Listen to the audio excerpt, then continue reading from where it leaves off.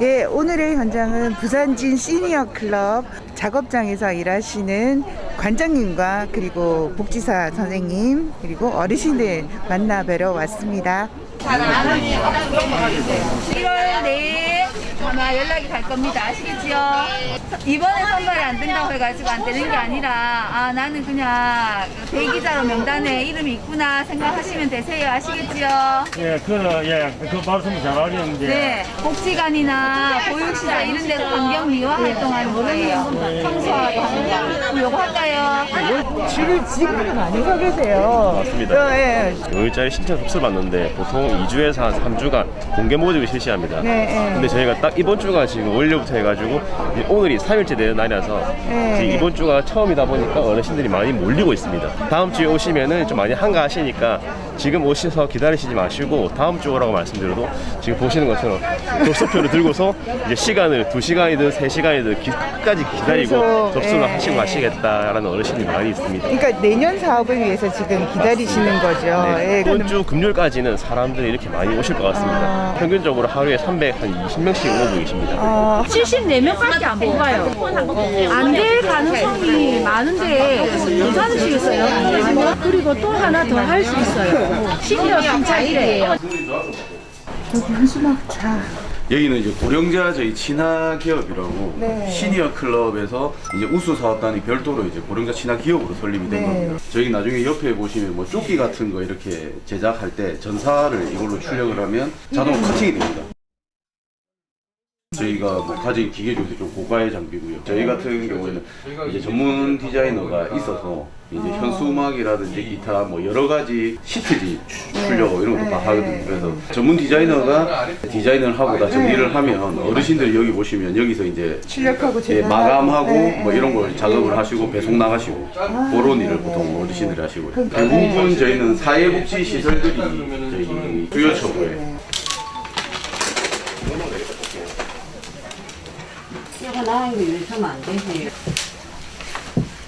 지금 하는 게 이제 조끼 인쇄물에다가 인쇄를 출력해서 열 프레스기에다가 압착을 시켜가지고 인쇄를 입힌다고 생각하시면 됩니다.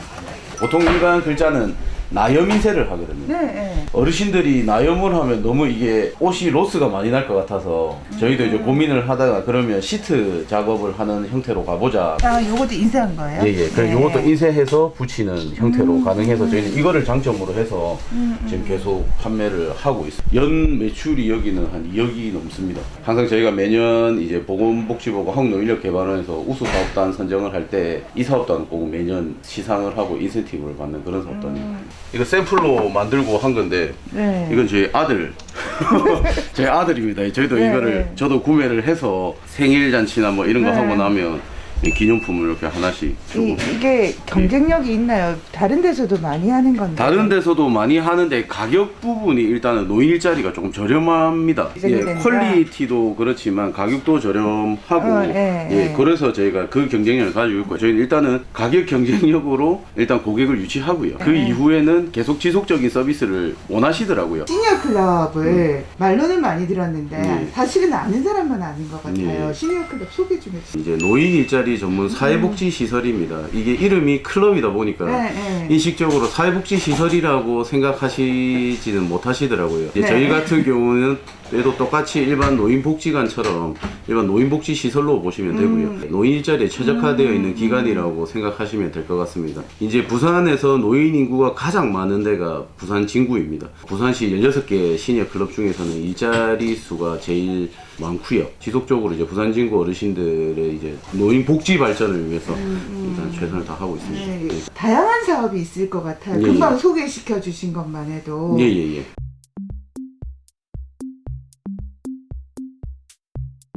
근데 분명히 이 안 말고도 바깥에서 일반적으로 하는 사업들도 있을 것 같은데 사업을 한번 소개시켜 주세요. 크게 공익형 그거는 이제 일자리로 보지 않고요. 이제 일자리보다는 봉사활동의 개념으로 보고 있습니다. 그러니까 그건 이제 노인사회활동 지원 사업이라고 공익형 사업이라고 합니다. 대표적으로 저희가 또 많이 하고 있는 게 학교 관련된 사업을 많이 하고 있습니다. 학교 앞 교통지도라든지 그다음에 급식 지원, 특히 부산 진구 같은 경우에는 학교가 워낙 많다 보니까 그렇죠.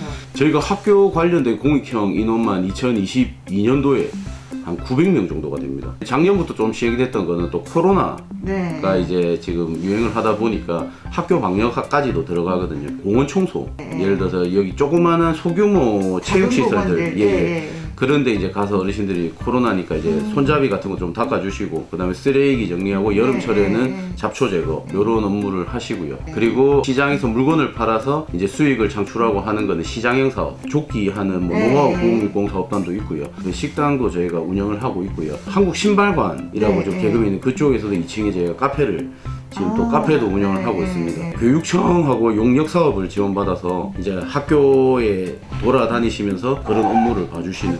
좀 몇 곳을 다니신다면서요? 그 남부교육지원청이 소속되어 있는 학교들 대부분을 가십니다.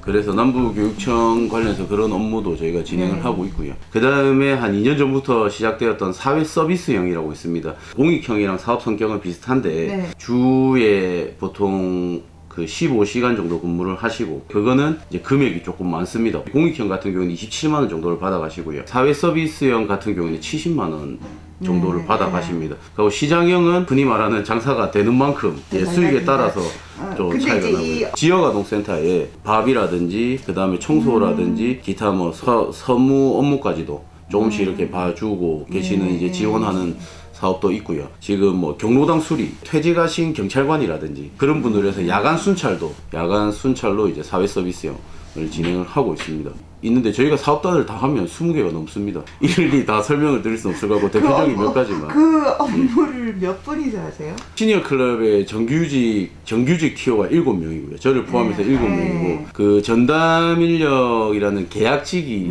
저희가 작년에 기준으로는 13명. 올해는 일자리가 는 만큼 저희도 올해는 15명이 또 되고요.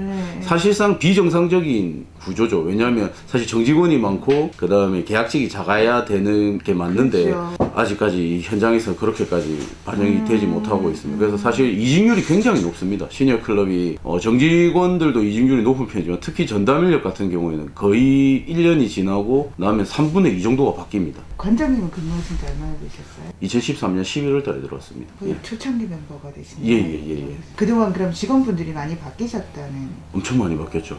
특히 일자리 관련돼서 이렇게 많은 고용을 하는 곳은 뭐 사회복지 시설도 그렇고 다른 데도 찾아봐도 전후무합니다. 저희 같은 경우에 상시 근로자로 등록된 인원이 시니어 클럽만 한 300명, 400명 정도 되시거든요. 실제로 저희하고 그 근로계약이 돼 있으신 분들은 2,000명 뭐 이렇게 되고요. 그러니까 이런 규모에서는 여러 가지 문제가 발생을 할 수밖에 없는 구조도 있고요. 예전에는 사실 시니어 클럽의 존재의 이유를 시장형에서 찾았습니다. 어르신들한테 양질의 일자리를 만든다라는 게 일단은 수익금이 들어와서 좀 더 많은 급여를 주고 그렇게 생각을 했었기 때문에 시니어 클럽 존재의 이유를 대부분 시장에서 찾는 경우가 많았었거든요. 저희가 시행착오를 엄청 많이 겪습니다. 담당자들이 어르신들 챙기랴, 판매하랴, 뭐 배달 관련된 거 하랴, 뭐 이런 거 하다 보면 놓치고 가는 경우가 있거든요. 이제 자연스럽게 어려운 부분이 지금 이제 나오는데 성과를 내려고 하면 영업이나 기타 다른 부분들이 필요하긴 한데 직원들이 이 일에 매몰되어 있다 보니까 뭐 사실 제 입장에서는 조금 더 이 부분을 좀 더 했으면 좋겠고, 사실 갈등이라는 부분들이 조금 생기게 되죠. 그러니까 담당자는 지쳐가는 거고 이제 또 어쨌든 관리자 입장에서는 조금 놓치고 가는 부분들이라든지 이런 부분들에서 대해서 개선이 좀 됐으면 좋겠는데 안 되니까 그런 부분들에 있어서 이제 갈등이 생깁니다. 그러니까 사업을 얘기하시면서 진행하실 수 있는 어르신들이 좀 다르다, 구분이 되어 있다는 느낌을 받았고 시니어 클럽의 존재의 이유나 앞으로 방향성에 대해서 먼저 설명을 좀 드려야 될 것 같은데 여기 노인 일자리를 통해서 사회적 비용이 굉장히 감소되는 부분들이 있습니다. 솔직히 말씀드리면 생성이 없는 그래도 사회에 조금 도움이 되는 이런 일을 하시면서 사회적인 긍정적인 부분도 생기고요. 저희가 현재 처해져 있는 노인 문제에도 굉장히 다양하게 대처가 가능하다라는 장점이 있어서 공익형은 보통 그렇게 해도 노인복지의 개념으로 네, 어르신들 네. 그렇게 가야 되고요. 일단 이건 제 생각입니다. 네, 저희 네. 기관의 방향성이기도 하고요. 그리고 또 사회 서비스형 같은 경우는 생산성이 있어야 되는 일이 많습니다. 네. 공공의 이익을 위해서 일을 하는 부분이 대부분이 하지만 실질적으로 노동 능력이 있고 생산성이 있어야 되는 일은 맞고요. 그 다음에 시장형 같은 경우에도 분명히 관련된 뭐 업무를 하셨거나 경험을 네. 통해서 노하우를 자연스럽게 이제 묻혀서 이제 성과성이 나야 되는 일이고, 보람 있었던 사례 뭐 이런 걸 좀 나눠주시면 어떨까요? 보람이라고 하면 외부에서 평가를 잘 받을 때 보람이 기관 입장에서는 사실 그런 거 말고 그게 제일 그거 하기도 하고요. 진짜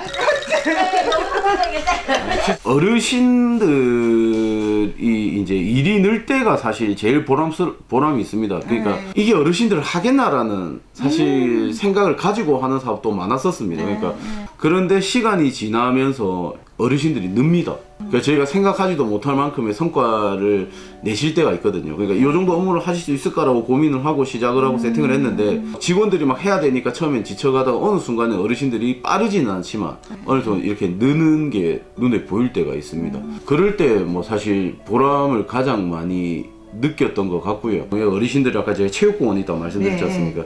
그 체육공원에 어르신들 청소를 하고 잠깐 앉아서 쉬실 때 지나가는 뭐 등산객이나 이런 사람들 오면 항상 민원을 얘기를 합니다. 그래서 우리 세금으로 급여를 받아 가시면서 왜 앉아서 쉬냐? 이런 일들이 굉장히 많습니다. 세금으로 어르신들의 임금이 나간다라는 말도 틀린 말은 아니지만 이제 먼저 우선적으로 인식이 개선이 돼야 될 필요가 있고요. 사회적으로 함께 이제 공유가 되고 함께 공감이 있어야지 청소하시다가 쉬시구나 하고 오히려 어르신들 뭐 이렇게 격려의 말을 못 해줄 망정 보면 이제 그런 식으로 계속 인식이 돼버리니까 그런 문제들이 계속 발생을 하고 있거든요. 이제 이 사회에서 생길 수 있는 여러 가지 문제에 대해서도 대응을 하고 있고 크지는 않지만 효과성도 공공성을 위해서 효과도 충분히 나고 있고 이런 부분들에 대해서 너무 인지를 못하고 있다. 일단 저희가 할 수 있는 일은 이런 취약한 사회적 일자리들에 대해서의 조금 인식 개선. 저도 상당 부분 동의가 되는 부분이 시니어 클럽이라고 해서 뭐 품질이 떨어질 거라고 생각했던 게 막상 해보니까 좋더라라는 인식 개선 사업이 같이 되는 것처럼 좀 긍정적인 효과를 잘 홍보했으면 좋겠어요. 저는.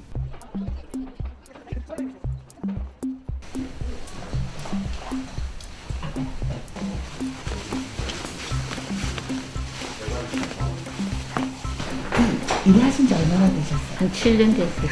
일하게 된 계기는요? 지옥고 친구들도 만나고 이거 좋다 하니까 이러니까 그래서 왔어요. 이거는 오래 안 하거든. 일주일에 2번밖에 안 와요. 그 바람도 씌우고 좋지 뭐. 네, 인터뷰를 모두 마쳤습니다. 아침에 제가 기온을 보고 나올 때는 따뜻하다 그랬거든요. 여기 산이어서 그런지 추운데도 지금 저렇게 줄을 서고 계시는 게 제가 살짝 안타까운 마음이 들기도 하고요. 관장님 인터뷰하면서 시민 의식이 바뀌었으면 좋겠다. 어르신들도 일할 수 있고 우리 사회의 구성원이다. 일할 수 없는 사람들이 아니다라는 생각 굉장히 가치 있는 일이고 노동의 질이 떨어지지 않는다. 할 수 있는 만큼 할 수 있다. 저부터 말 한마디 따뜻하게 건네야 되겠다는 생각을 다시 한번 해봅니다. 네, 이제 노동 현장 인터뷰는 오늘로 마칩니다. 그동안 감사했습니다. 꼭